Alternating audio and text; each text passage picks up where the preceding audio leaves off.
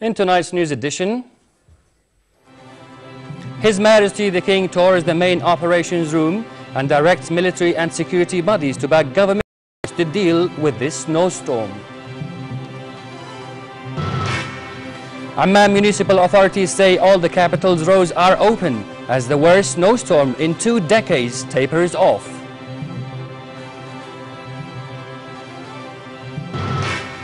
And Syria mediator Lakhdar al-Brahimi of bias as Iran's foreign minister holds talks in Cairo.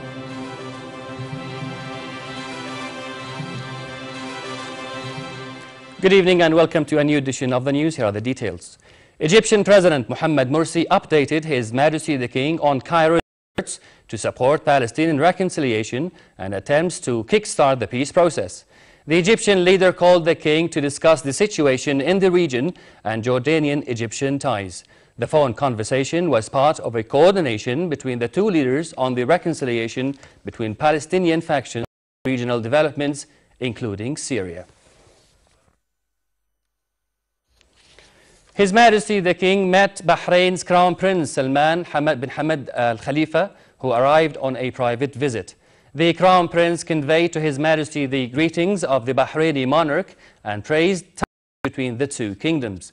During the meeting attended by His Royal Highness Prince Faisal bin Hussein and the Bahraini Crown Prince's private secretary, His Majesty spoke about the historic and distinguished relations between Jordan and the Gulf Arab Kingdom.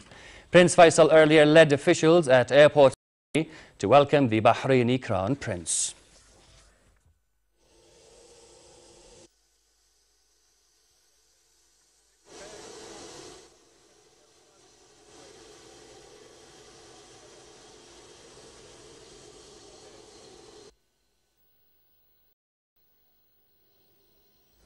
His Majesty the King toured the Joint Operations Room at the Command and Control Center, which was opened to deal with emergencies during the severe storm. In a meeting with concerned ministers and chairmen of the Joint Chiefs of Staff and directors of security bodies, Abdullah called for close coordination to provide relief and assistance to citizens whose homes were flooded or were stranded. He called for boosting emergency responsible teams to meet people's needs, urging the armed forces and security bodies to put their human and technical resources to back up governmental agencies. The King, the Supreme Commander of the Armed Forces, directed the armed forces to access stranded people and families in areas worst hit by the snowstorm and provide necessary aid to them. The Southern Military Command opened roads in the highlands of Shobak and in Wadi Musa, Petra and nearby villages cut off by the blizzard. They evacuated about 100 passengers marooned in their vehicles and also opened roads blocked by the snow in the southern Mazar and Mu'ta districts. Armed Forces personnel also located about 500 heads of livestock swept by flash floods in the Karak area of Al-Lajoun. Also sent food and other supplies to hospitals in the southern region. In Amman, the capital and its suburbs, Army Central Command and Royal Engineering Corps bulldozers and heavy machinery opened roads in areas where snowfall was heavier, including the airport and Al Hussein Medical Center Road. The Northern Military Command also called in military personnel to open roads and provide key services to people in Irbid, Jarash and Ajloun, where authorities reported 60 centimeters of snow. Officials also reported record high levels of rainfall across the kingdom. The worst snowstorm to hit the kingdom in about 2 decades has tapered off. The snowstorm has shut government offices, universities, banks and public transport. Amman municipal authorities said all the capital streets, back roads and tunnels are open to traffic with caution. A state of alert the municipality has declared since the start of bad weather is still in force. Outside the capital, the Public Security Department said some roads are still blocked by snow or closed due to poor visibility or rising floodwaters, urging motorists to take extra precautions. Municipal workers using dozens of snow sweepers, loaders and heavy machinery had opened the roads blocked by snow that fell over the past 2 days. They reported freezing in some roads in early morning hours and said salt was being spread to prevent sliding on key routes. Full emergency crews working around the clock were inundated with calls, and authorities handled accidents ranging from flooded homes, collapses, electric grid and traffic light problems, and falling trees and utility poles.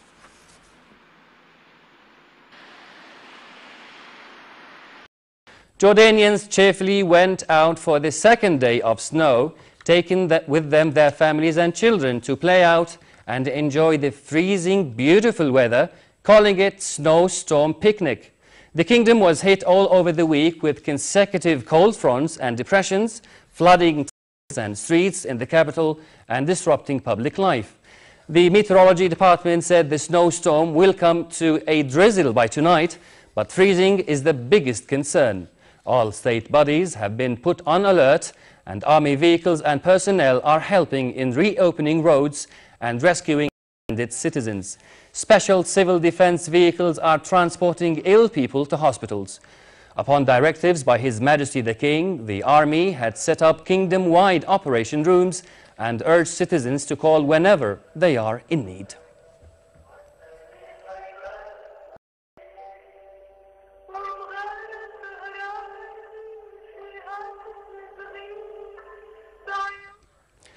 Border authorities reported a growing number of Syrian refugees crossing into the kingdom. They said hundreds have crossed over the past few days to flee the conflict in their country. Meanwhile, the government denied TV reports that 3 Syrian children from Al-Zaati refugee camp died of cold weather. Health Minister Abdulatif Urakat said the children died of natural causes, not of freezing, at the Public Gynecology and Pediatrics Hospital in the city of.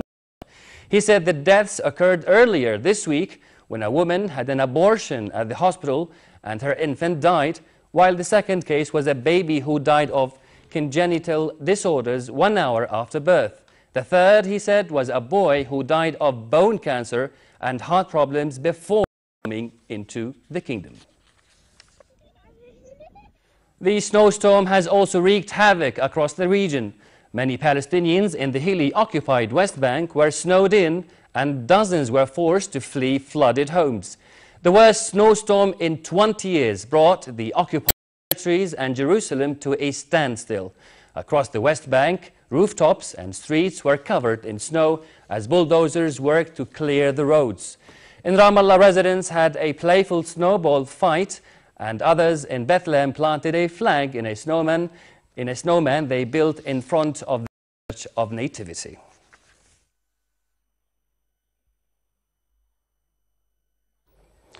Foreign Minister Nasser Juri discussed with UN envoy to the Middle East peace process, Robert Sari, prospects to kickstart Palestinian-Israeli peace talks. Juri said concerted efforts should be stepped up to bring the two-state solution and the two sides back to the negotiating table. He said direct talks should be launched to arrive at the aspired goal of setting up an independent Palestinian state on 1967 borders with Jerusalem, its capital, and living in peace alongside Israel. The minister stressed the Middle East quartet's roles to put the peace process back on track and said Jordan would closely work with the mediators. Judah said Palestinian statehood is a Jordanian national interest as the kingdom is concerned with and have vital interest in all final status issues: Jerusalem, refugees, security, water and borders.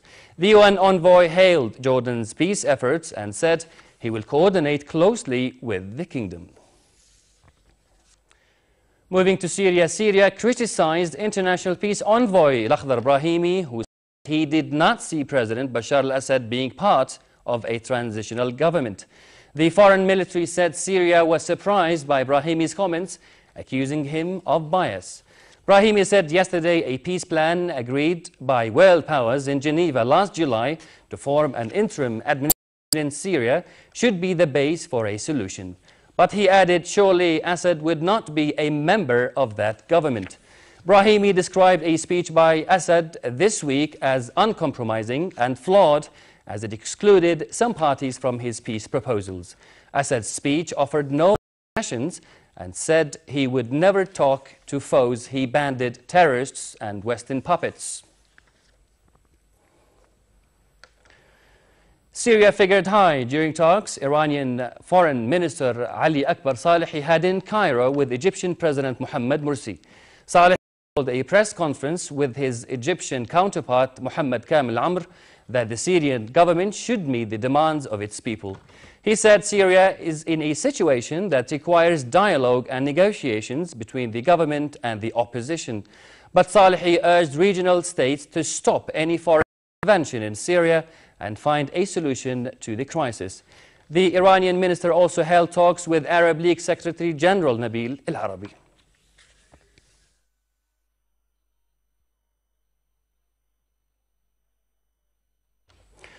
A car exploded near in Tel Aviv, injuring several people in what police said was an attempt to kill an alleged criminal kingpin. The car belonged to the head of an alleged organized crime family. The ambulance service said several people were injured in the blast on a main thoroughfare. Witnesses said they saw an assailant on a motorcycle planting an explosive on the vehicle. The bodies of 3 Kurdish women activists slain in Paris overnight were discovered by their colleagues.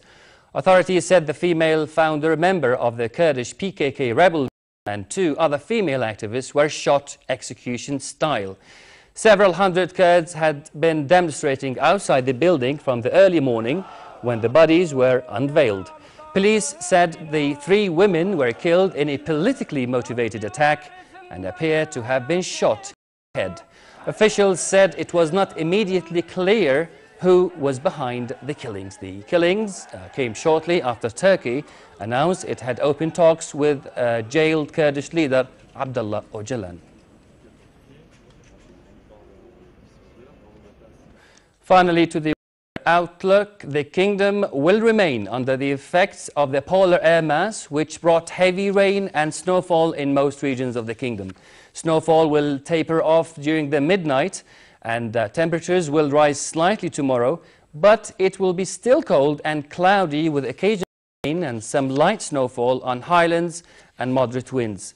Overnight and in the early morning, freezing is expected in most areas with sub-zero temperatures countrywide, excluding the Jordan Valley and Aqaba, with westerly moderate to brisk winds. Next are the lows and highs for tonight and tomorrow.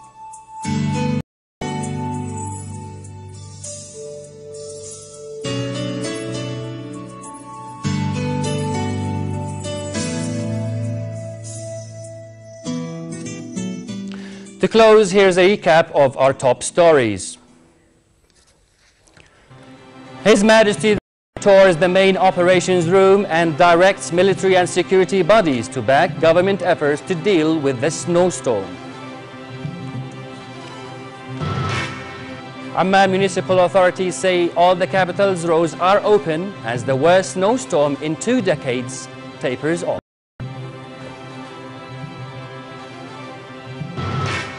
And Syria accuses mediator Lakhdar al-Brahimi of bias as Iran's foreign minister holds talks in Cairo. With this, we come to the end of this edition of the news. I am Ra'ad Btoush. Thank you for watching. Keep warm. Have a good night.